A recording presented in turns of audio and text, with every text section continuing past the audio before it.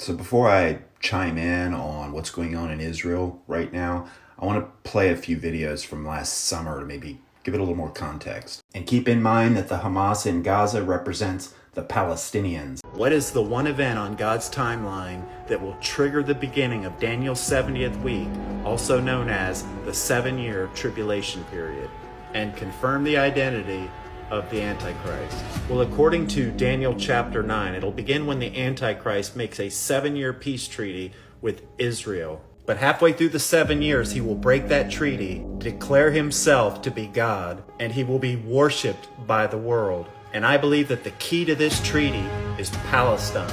Israel and the Muslim Palestinians have been fighting over the Holy Land for decades. Beginning in 1948 with Israel becoming a sovereign state, followed by the 1967 Six-Day War, Palestine was only left with these territories, albeit occupied by Israeli control. And why is all of this such a big deal? Because of the Arab Peace Initiative.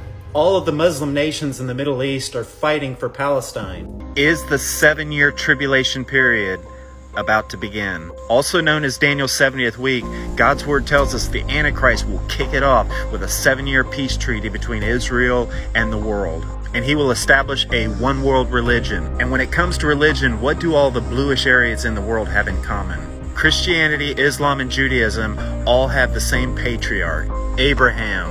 And what did they call last month's historic peace agreement between Israel and the United Arab Emirates? The Abraham Accord. And many more Muslim Arab nations are expected to join quickly, which could ultimately lead to the establishment of the Arab Peace Initiative. All they need is for Israel and Palestine to agree on a two-state system, and it'll likely be the Antichrist who seals the deal. There are a lot of things going on right now in regards to end-time prophecies. I am not a prophet, and I've never claimed to be, but if you're interested in the what-ifs, then listen to this. So I mentioned in one of my posts last week that the Arab Peace Initiative was going to be the key to getting that 7-year peace treaty signed. Saudi Arabia started that whole thing in 2002, and it's basically a tentative agreement for the Arab countries to make peace with Israel as long as they agree to the two-state system with the Palestinians. Well, yesterday, the king of Saudi Arabia made a phone call to Donald Trump, because Trump and Kushner and Netanyahu and everybody involved with this whole UAE agreement, the Abraham Accord,